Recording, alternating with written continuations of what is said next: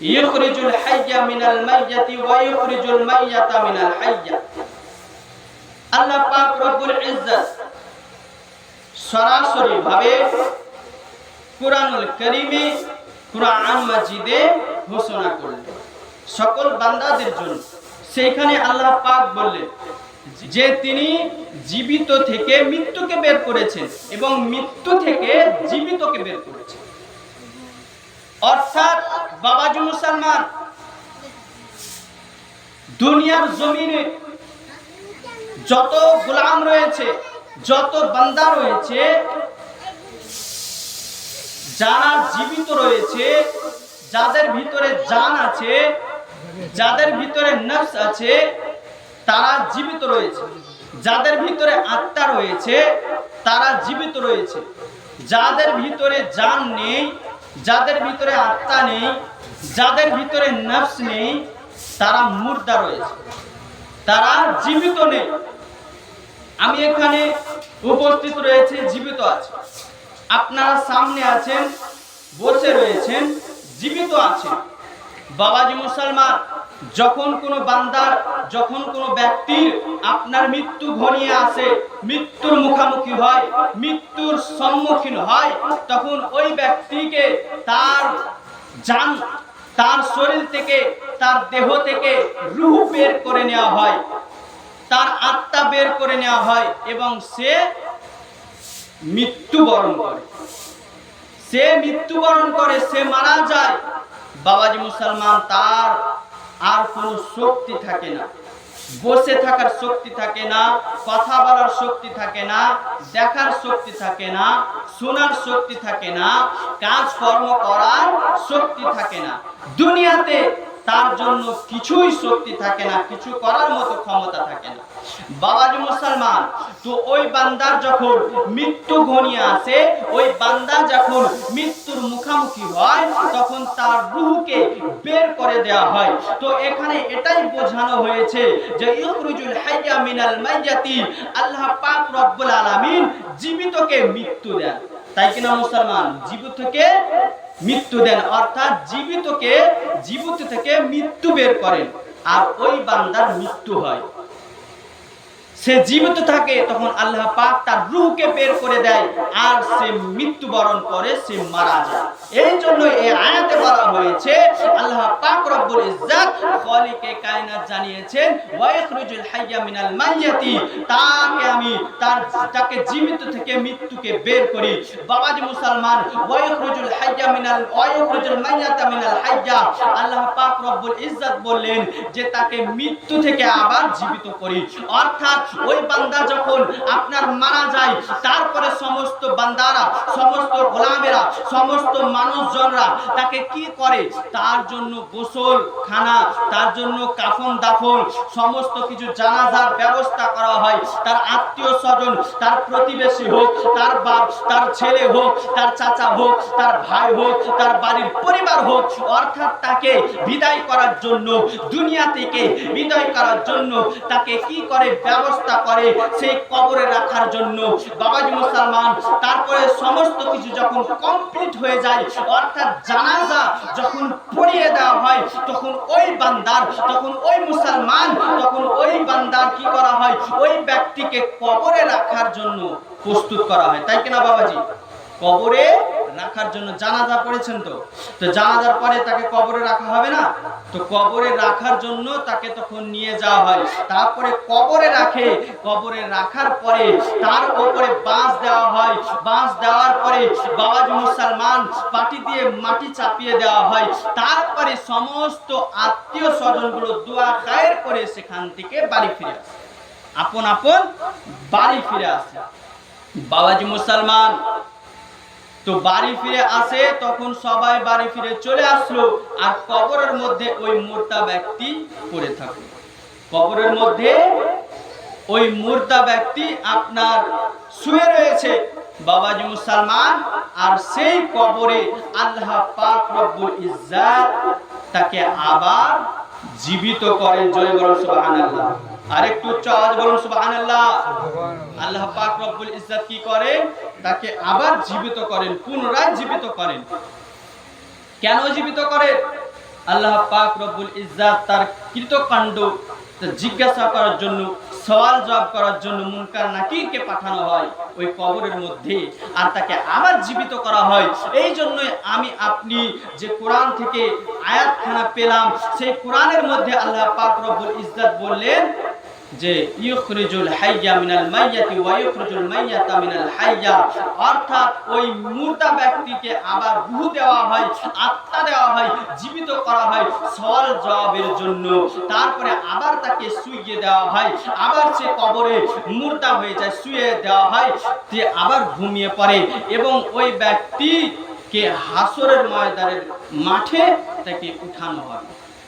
যারাই দুনিয়া থেকে চলে যাবে বাবাজি মুসলমান, তাদেরকে কবর থেকে উঠানো হবে, হবে কিনা? তাহলে এটার তাফসীর হলো এটাই যে যখন মানুষ জিন্দা থাকে, ভালো করে বুঝবেন বাবাজি, যখন মানুষ জিন্দা থাকে, আপনি এখানে বসে আছেন, উনি বসে আছে, উনি বসে আছে, এখন জিন্দা আছে। যখন মানুষ মারা যায় তখন ওই ব্যক্তি আপনার দুনিয়াতে আর থাকে না। তো সে মারা গেল মানে আল্লাহ পাক বলছেন যে তাকে জিন্দা থেকে তাকে মুর্দা করলাম, এবং কবরে সে মুর্দা আছে, আবার ওই মুর্দা থেকে তাকে জীবিত করা হলো। জীবিত থেকে আবার শেষ কিয়ামতের পরে তাকে কিয়ামতের মধ্যে ওঠানো হবে। আয়াতের মধ্যে আরো আল্লাহ পাক উল্লেখ করেছেন সূরা বাকারার মধ্যে, যদি আপনি খোঁজাখুঁজি করেন তাহলে সেখানে লেখা আছে যে সুম্মা ইউমিতুকুম সুম্মা ইউহয়িকুম সুম্মা ইলাইহি তুরজাউন। আল্লাহ পাক রব্বুল ইজ্জত বললেন যে আমি তোমাদের জান দিয়েছি, আমি তোমাদের মৃত্যু নেব, পুনরায় তোমাদেরকে জীবিত করব এবং আমার কাছে তোমাদেরকে অগ্রসর হতে হবে, হাজির হতে হবে। এই আয়াতে আল্লাহ পাক রব্বুল ইজ্জত ঘোষণা করলেন সুম্মা ইউমিতুকুম সুম্মা ইউহয়িকুম সুম্মা ইলাইহি তুরজাউন। আল্লাহ পাক বলেন আমি তোমাদেরকে জান দিয়েছি, আবার আমি তোমাদের মৃত্যু নেব, পুনরায় জীবিত করব, তারপরে তোমাদেরকে কিয়ামতের ময়দানে উঠানো হবে। ও বাবাজি মুসলমান, আপনি যদি কিয়ামতের দিনে আপনি যদি এই আয়াতের তাফসীর জানতে চান, ও বাবাজি মুসলমান, আল্লাহ পাক রব্বুল আলামিন যখন কোন মানবকে পয়দা করবেন, যখন কোন মানবকে, যখন কোন নবীকে, যখন কোন রাসূলকে, যখন কোন পয়গম্বরকে আল্লাহ পাক বানাবেন, তো সর্বপ্রথম আমার আল্লাহ পাক হযরত আদম আলাইহিস সালামকে বানিয়েছেন। জয় বলুন ও বাবাজি মুসলমান। তাহলে বোঝা গেল যখন কোন মানুষের অস্তিত্ব ছিল না, যখন কোন মানুষের কোন অস্তিত্ব ছিল না, কোন মানুষ ছিল না, কোন পয়গম্বর ছিল না, কোন নবী ছিল না, যখন আল্লাহ পাক বানান, যখন আমার আল্লাহ পাক তৈরি করে, যখন আমার আল্লাহ পাক বানান, তো সর্বপ্রথম আল্লাহ রাব্বুল ইজ্জত খালিকে কায়নাত আমার আদম, সকলের আদি পিতা আদম, নবী আদম আলাইহিস সালাম, পয়গম্বর আদমকে বানালেন। পয়গম্বর আদমকে বানিয়ে তার মধ্যে কোনো জান ছিল না বাবাজি, ও বাবাজি মুসলমান, তার মধ্যে কোনো জান ছিল না, তার মধ্যে কোনো আত্মা ছিল না, তার মধ্যে কোনো রূহ ছিল না, তার মধ্যে কোনো প্রাণ ছিল না। আমার আল্লাহ পাক ওই আদম পয়গম্বর আলাইহিস সালামকে সর্বপ্রথম আর রূহ ফুঁকে দিলেন, সর্বপ্রথম রূহ দিয়ে দিলেন। তারপরে সর্বপ্রথম আমার আল্লাহ পাক আদম নবীকে, আদম পয়গম্বরকে জান দিয়ে দিলেন, আত্মা দিয়ে দিলেন, আমার আদম নবীকে জীবিত করলেন। জোরে বলুন না সুবহানাল্লাহ।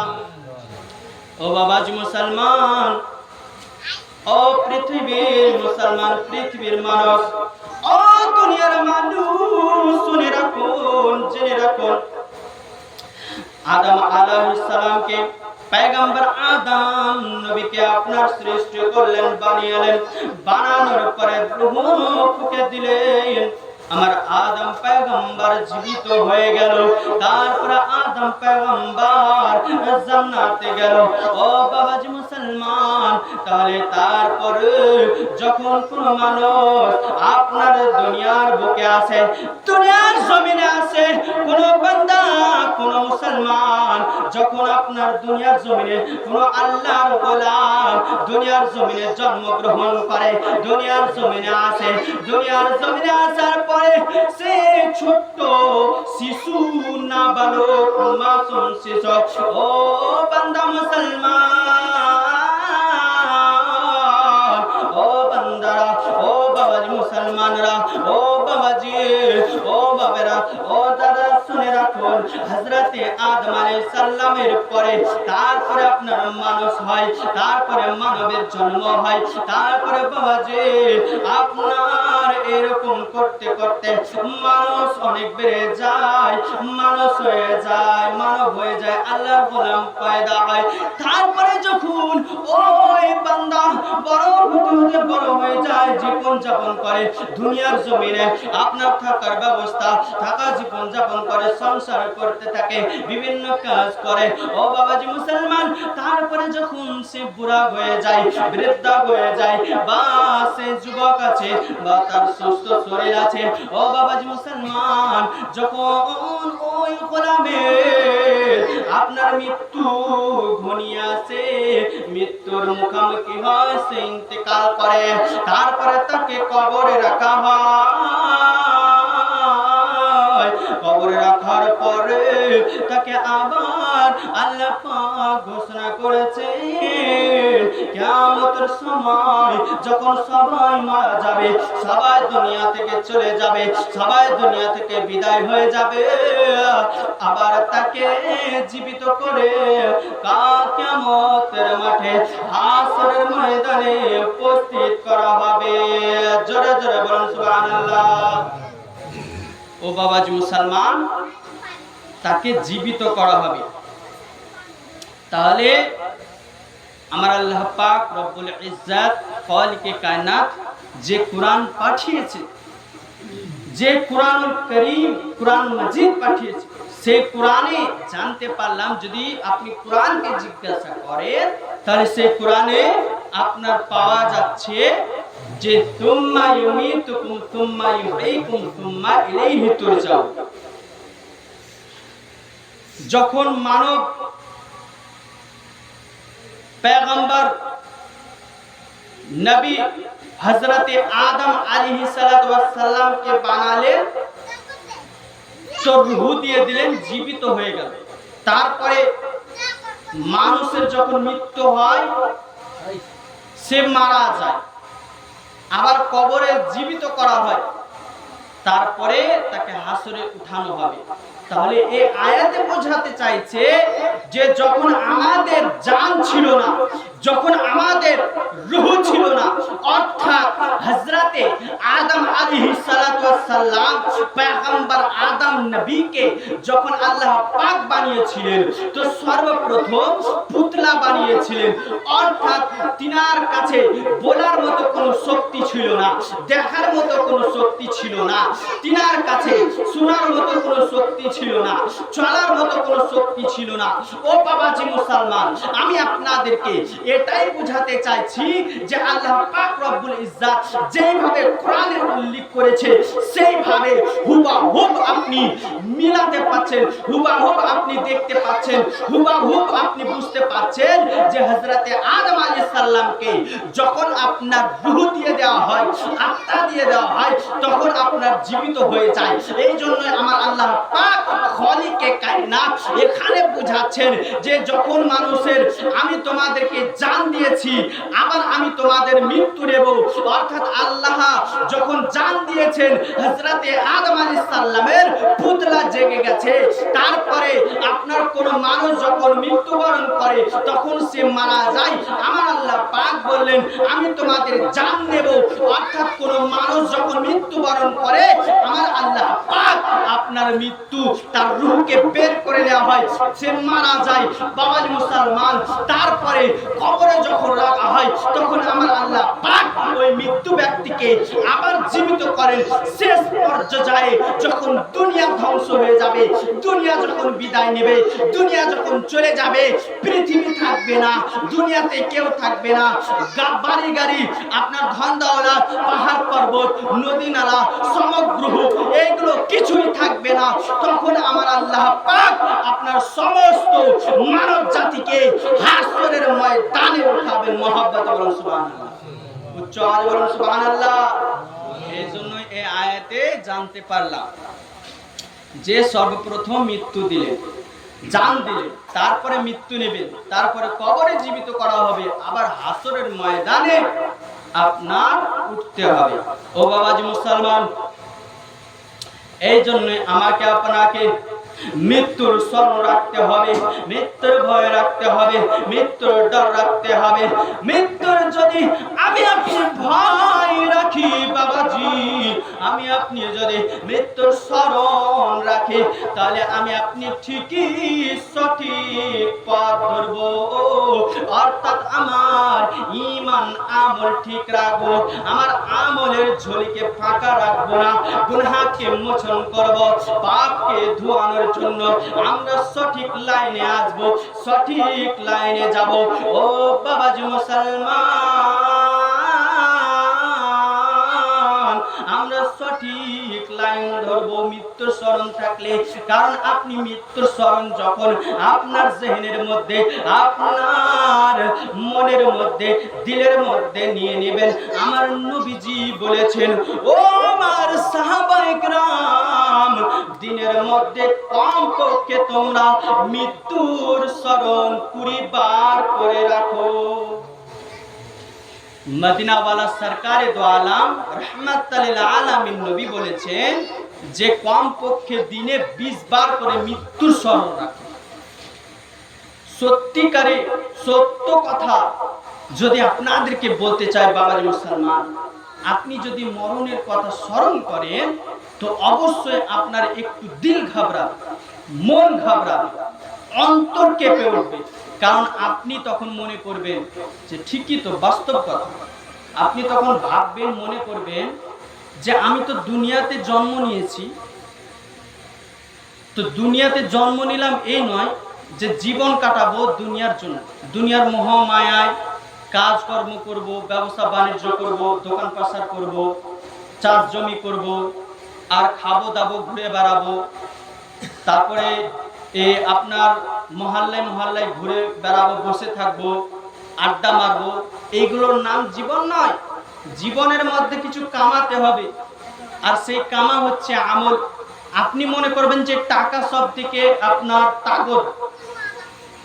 এখনকার মানুষ দেখবেন দুনিয়াতে আছে, পয়সাকে মনে করে তাকত, শক্তি, শক্তি মনে করে, আর পয়সা কামায়, টাকা কামায়, আর নিজেকে আপনার বিশাল শক্তিশালী মনে করে। টাকার পেছনে ছুটে দেখবেন ও বাবাজি মুসলমান, একদিন টাকা থাকবে, শক্তি থাকবে না, একদিন পয়সা থাকবে, আপনার ঈমান আমল থাকবে না। তা আপনি দুনিয়ার জমিনে আপনার প্রয়োজনীয় জিনিসের জন্য পয়সা কামাচ্ছেন, ঠিক আছে, কিন্তু আপনার পরবর্তী দুনিয়ার জন্য মৃত্যু তো আসবে, এটা সত্য, তাই কিনা? মরণ আসবে, আপনাকে একদিন মৃত্যুর মুখোমুখি হতে হবে, ছেড়ে যেতে হবে। টাকা পয়সা যা কামিয়েছেন সব বিলীন হয়ে যাবে, দুনিয়াতেই পড়ে থাকবে। তা আপনি চলে যাবেন, আপনার সঙ্গে কি যাচ্ছে? আপনি যে টাকার পিছনে ছুটলেন, জমির পেছনে ছুটলেন, ঘর বাড়ির পেছনে ছুটলেন, গাড়ির পেছনে ছুটলেন, পয়সার পেছনে ছুটলেন, সব কিছুর পেছনে ছুটলেন, আর এই মূল টুর এখানে ওখানে আড্ডা মারলেন, তাস খেললেন, লটারির টিকিট কাটলেন ওই টাকা কামানোর জন্য, পয়সা নেওয়ার জন্য, এগুলো সমস্ত কিছু করলেন জীবনের মধ্যে। এটাই জীবন? ও বাবাজি মুসলমান, এটার নাম জীবন নয়।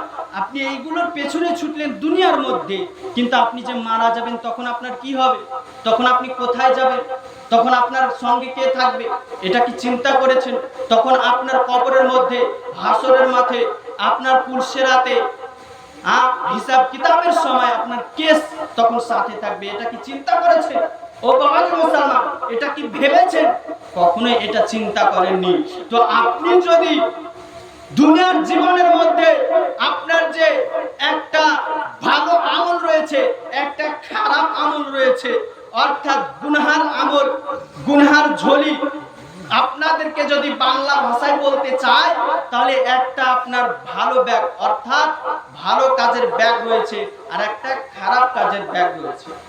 আর ভালো কাজের ব্যাগটা হচ্ছে ঈমান, আমল। আমল করবেন দুনিয়ার মধ্যে, ইবাদত আমল করবেন, ওই আমল, সমস্ত আমল আপনার এক ব্যাগে গেল, ভালো ব্যাগের মধ্যে গেল। আর দ্বিতীয় যেগুলা গুনাহ করবেন, খারাপ কাজ করবেন, আপনি দুনিয়ার মধ্যে চলবেন, কোরআন সম্মত চলবেন না, হারাম কাজ করবেন, হ্যাঁ, তারপরে আপনি একজন নাফরমান বান্দা হয়ে ঘুরে বেড়াবেন। ওই সমস্ত যেগুলো আল্লাহ পাক আপনাকে দায়িত্ব দিয়েছে, আল্লাহ পাক আপনার প্রতি ফরজ করা হয়েছে, সেইগুলোকে আপনি ছেড়ে দিলেন। ওই পাপগুলো, গুনাহগুলো আর একটা ঝুলিতে ভরে গেল। বাবাজি মুসলমান, হে পৃথিবীর মানুষ, আল্লাহ পাক রব্বুল ইজ্জত, খালিকে কায়নাত আপনাকে একটা ভালো ব্যাগ দিয়েছে, যে ইবাদত বান্দেগিগুলো ভরে আপনি আপনার জীবনের আপনার সঙ্গে নিয়ে যাবেন। ভালো ঝুড়ি দিয়েছে, সেই ঝুড়িতে আপনি নেকিগুলো ভরবেন। কিন্তু আমাদের দ্বারা এটা হয় না। জীবনের মধ্যে গুনাহ খাতা বেশি হয়ে যাচ্ছে। আপনার যদি জীবনের খাতা খুঁজেন, খাতা খুলেন, তাহলে আপনার দেখবেন জীবনের মধ্যে গুনাহ খাতা বোঝ হয়ে গেছে, খাতা বোঝ হয়ে গেছে। কিন্তু আমলের খাতা দেখবেন তো 5-6টা পড়ে আছে, লাইন বোঝ হয়নি, ফাঁকা পড়ে আছে। ও বাবাজি মুসলমান, পৃথিবীর মুসলমান, আমার আপনার গুনার ব্যাগটিকে পবিত্র করতে হবে, ময়লাগুলোকে বের করতে হবে, গুনার ব্যাগটাকে, গুনার ঝুড়িটাকে ধুয়ে ফেলতে হবে। আর দুনিয়ার জমিনে আপনার যে নেকির ঝুলি রয়েছে, আমলের ঝুলি রয়েছে, সে আমলের ঝুলিকে বোঝ করে মৃত্যুর পরে নিয়ে যেতে হবে। আর ওই মৃত্যুর সাথে কবরে আপনি যখন ডান দিকে তাকাবেন, আপনার বাবা থাকবে না, বাম দিকে তাকাবেন, আপনার আম্মা থাকবে না। আপনি যখন মাথার সাইডে তাকাবেন, আপনি মাথা উঠিয়ে দেখবেন আপনার ভাই থাকবে না। আপনি যখন বাবাজি মুসলমান পায়ের দিকে তাকিয়ে দেখবেন, আপনার কোনো বড় ভাই থাকবে না, আপনার দাদা থাকবে না, আপনার নানা থাকবে না, আপনার চাচা থাকবে না, আপনার পরিবারের ছেলে বা বেটা কেউ থাকবে না। কবরে তাকিয়ে দেখবেন, কেউ থাকবে না, আপনার লাইট থাকবে না, আপনার বল থাকবে না, আপনার এই ফ্যান থাকবে না, আপনার খাট, আলমারি, সোফা, গদি কিছুই থাকবে না। আর সেইখানে বাবাজি আপনি যদি তাকিয়ে দেখেছেন, দুনিয়ার ভিতরে, দুনিয়ার জমিনে আপনি বেঁচে থাকা অবস্থায় কোনো মানুষকে, আপনি কোনো মানুষের সাথে সৎ ব্যবহার করেছেন, আপনি কোনো মানুষের সাথে চলেছেন, দান সাদকা করেছেন, নামাজ পাঁচগানা টাইম মতো পড়েছেন, ইবাদত বান্দেগি করেছেন, ও বাবাজি মুসলমান, ওই কবরে সে একজন সাথী হয়ে আপনার অন্তরে দাঁড়িয়ে আপনার সামনে চলে আসবে। জোরে বলুন সুবহানাল্লাহ। বাবাজি মুসলমান, আপনার সে সামনে চলে আসবে। তো কে আসবে? দুনিয়াতে থেকে, দুনিয়ার উপরে, দুনিয়ার জমিনে থেকে আপনি নামাজ পড়েছেন, হজ করেছেন, যাকাত দিয়েছেন, দান সাদকা করেছেন, ইয়েতিম, মিসকিন, গরিব, ভিক্ষুককে দান করেছেন, মসজিদ মাদ্রাসাতে দান করেছেন, এবং আপনার মূল্যবান সময় পুরো জালসার মেহফিলে, তাফসীরের মেহফিলে, কোরআন তাফসীরের মেহফিলে আপনি উপস্থিত ছিলেন এবং বাবাজি মুসলমান ভালো কথা শুনে ভালো কাজে লাগিয়েছেন, এগুলো সমস্ত কিছু আপনার একজন সাথী হয়ে কবরের মধ্যে দাঁড়াবে।